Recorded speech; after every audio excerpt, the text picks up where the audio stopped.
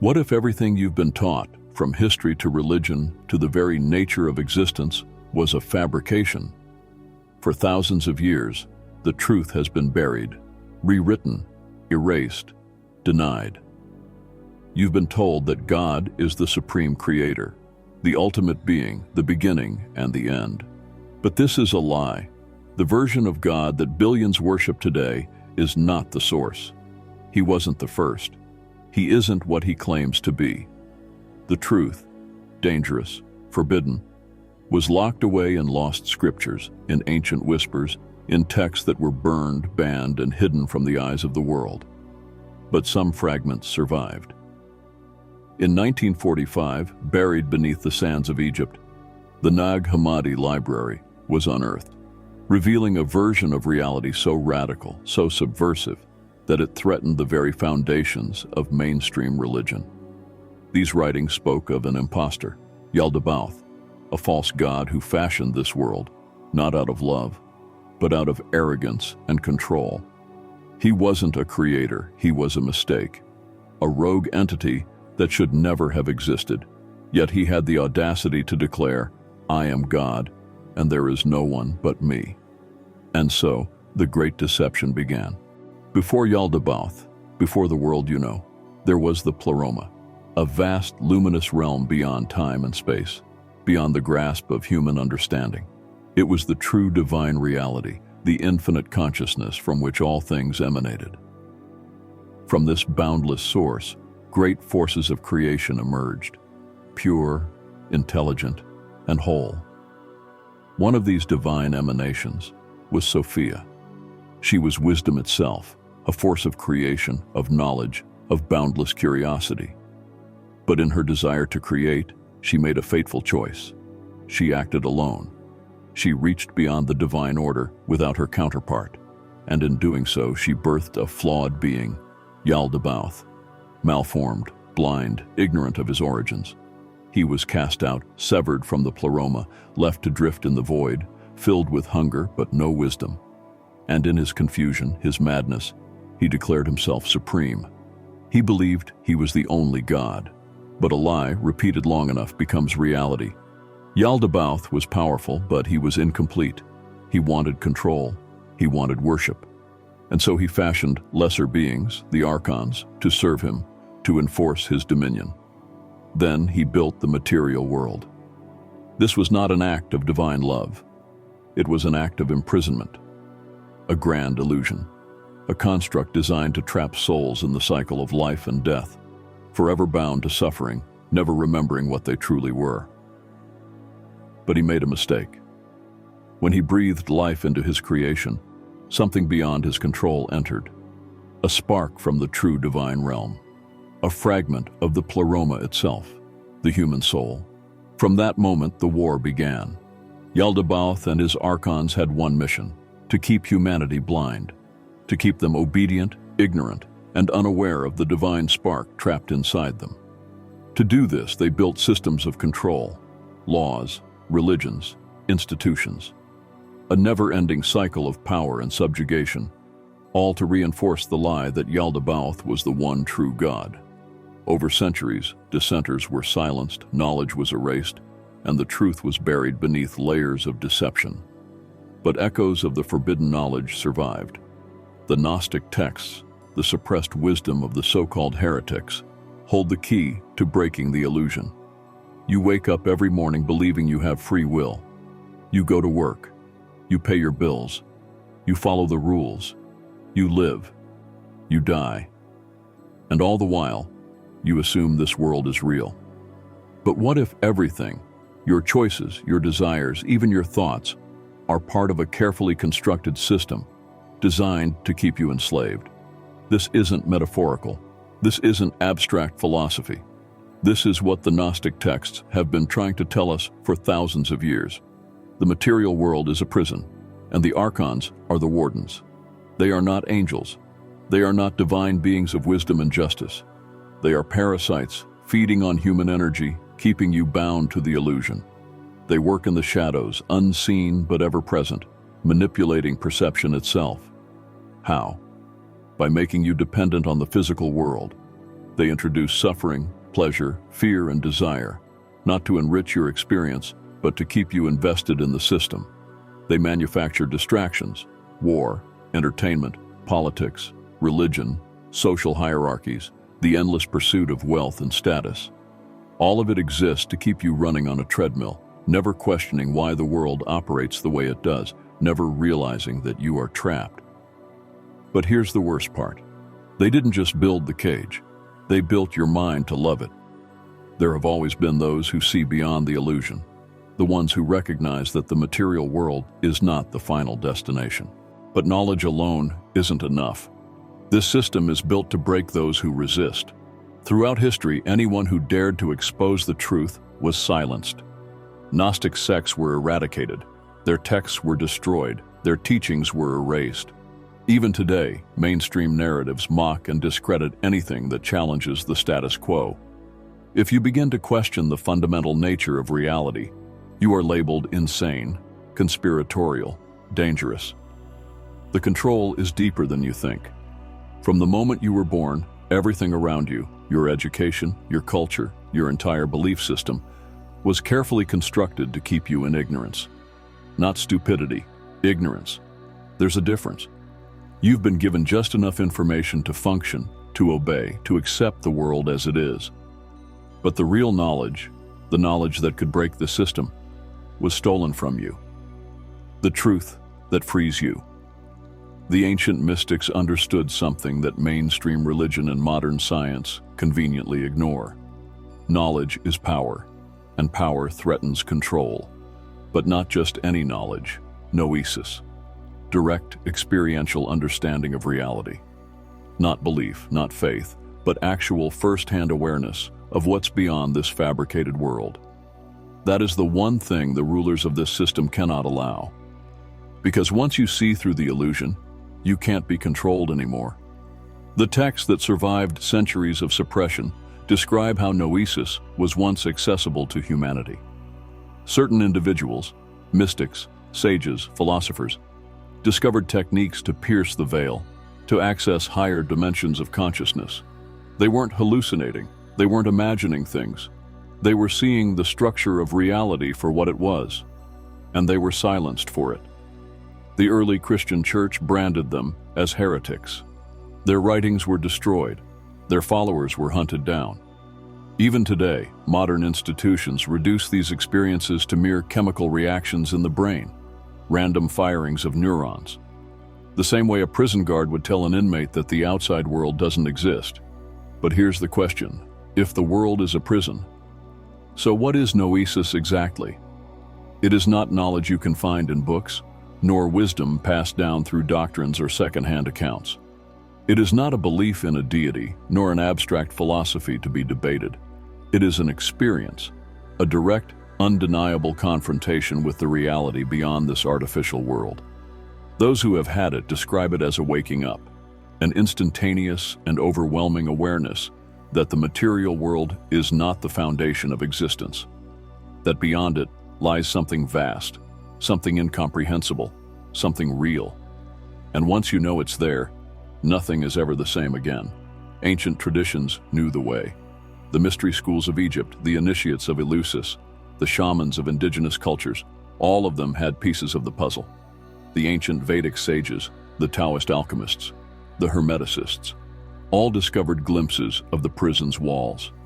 They developed methods for piercing the illusion: deep meditation, sacred rites, altered states of consciousness, extreme physical or mental discipline. But the Gnostics put it all together.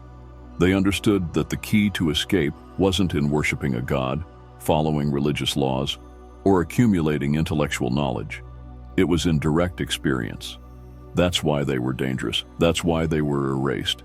Because the moment someone achieves noesis, they stop playing the game. They see the system for what it is, a construct. They recognize that their consciousness is not bound to this world, that their true self has always existed beyond it. And the system cannot function if too many people figure that out. It relies on compliance, on belief, on submission. If you stop believing in its authority, it loses its power. If enough people wake up, the entire construct collapses. This is why, throughout history, true knowledge has always been suppressed. The Library of Alexandria burned. The teachings of the Cathars were eradicated.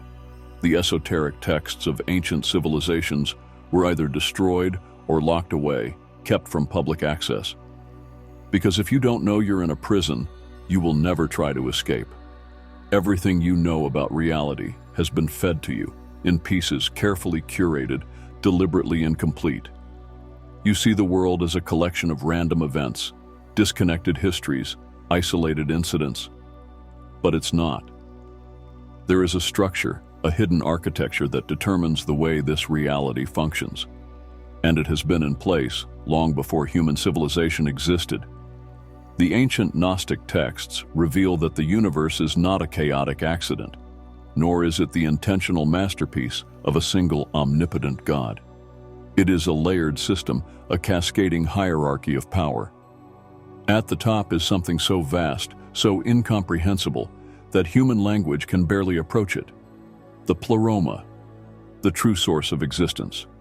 It is pure, limitless consciousness. It has no physical form, no personality, no singular will. It simply is. From it, everything flows, like light breaking through a prism. But as that light extends outward, it weakens.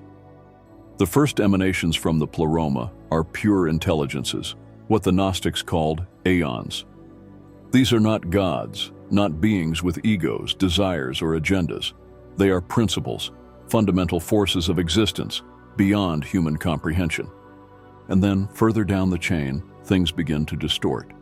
The further creation moves away from the source, the more flawed and limited it becomes. And that is where the problem began. The birth of the false god. Somewhere along this downward cascade, something went wrong. A fracture occurred, a deviation from the divine pattern. And from this error, something was born that was never meant to exist. Yaldabaoth, a malformed, incomplete being, a cosmic accident. Unlike the Aeons, he was severed from the Pleroma. He had no connection to the source, no awareness of his own origins. And yet, in his blindness, in his ignorance, he declared himself supreme. I am God, and there is no one but me. And so he created, not from wisdom, not from love, but from arrogance and fear, a counterfeit reality, a prison for souls. But he did not do it alone. The architects of control. Yaldabaoth needed enforcers, beings to maintain his system, to keep the illusion intact, to suppress any knowledge of what lay beyond it. These were the Archons, each one ruling over a different aspect of reality, each one dedicated to keeping the lie alive. This is why the world operates the way it does. The suffering, the cycles of destruction, the illusions of choice and control. It's all by design. Different Archons oversee different domains. Some control the physical laws of nature, ensuring that this reality remains stable. Others influence human psychology, shaping thought patterns, guiding civilizations toward structures of control, religion, government, economic enslavement. Still others thrive in conflict, feeding off the chaos and fear generated by war, oppression, and manufactured crises. Ancient traditions describe them by many names: the rulers of the material world, the false gods of old religions, the unseen hands behind power. They are not myths, they are not symbols, they are real, and they have been ruling over human consciousness since the beginning of history. You were never supposed to wake up. You were designed to serve, to obey, to exist without questioning why. The system wasn't built for you. It was built to contain you. And yet, despite every mechanism in place to suppress it, something inside you resists. Something buried deep within. Something even the architects of this prison couldn't fully extinguish. The Gnostics called it the divine spark, a fragment of something far greater than this world, something that doesn't belong here. And if you have ever felt out of place, if you have ever sensed that something is deeply wrong with reality, if you have ever questioned why suffering seems to be woven into the fabric of existence, then you already know exactly what I'm talking about. This isn't a war fought with guns or armies. It's something far older, far more insidious. It is a war of perception, a war for your mind. The Archons don't need to physically restrain you. They don't need chains, bars, or walls. Their greatest weapon is deception. If they can make you believe in the system, if they can convince you that this reality is all there is, then you'll never even try to escape. And that is exactly what they have done. They have embedded their control into every aspect of human civilization.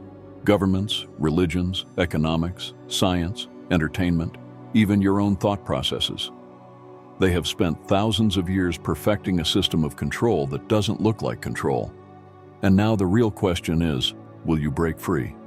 The truth that changes everything. You've made it this far. That alone should tell you something. Most people will dismiss this, mock it, or outright refuse to even entertain the possibility that everything they've been told is a lie. That's how the system was designed, to keep people asleep, to keep them obedient, to ensure they never question their own reality. But you're still here, and that means something. The greatest deception ever pulled was convincing humanity that their prison is all there is. That this reality, this broken, corrupt, suffering-filled existence, is the natural order. That this is just how things are. That questioning it is pointless, dangerous, even insane. That's the trap. The Archons don't care what you believe, as long as you don't realize the truth.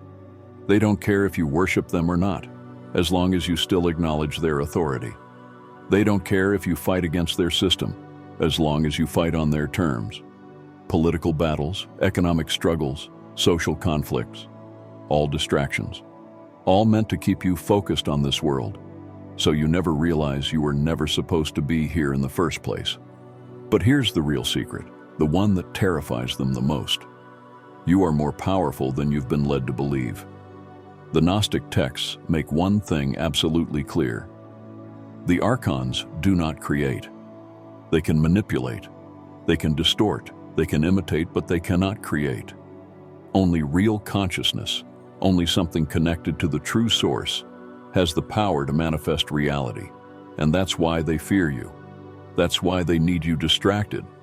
Because if you ever truly realized what you are, if you ever took control of your own consciousness, you wouldn't just wake up, you would break the system itself. This is why they've spent millennia suppressing knowledge, rewriting history, keeping humanity weak, divided, and lost. Because the moment enough people wake up, the illusion collapses. The power structure crumbles. The prison walls shatter. And that's why they are desperate. That's why control is tightening. That's why censorship, propaganda, and manipulation are more intense than ever. Because the cracks are showing. More people are waking up than at any other point in history. The deception is failing. So what happens next? That depends on you. Because this war, this battle for perception, for reality itself, isn't over. It's happening right now. And whether you realize it or not, you are part of it. If you enjoyed this video, don't forget to like, share, subscribe, and hit the notification bell so you never miss an adventure with us.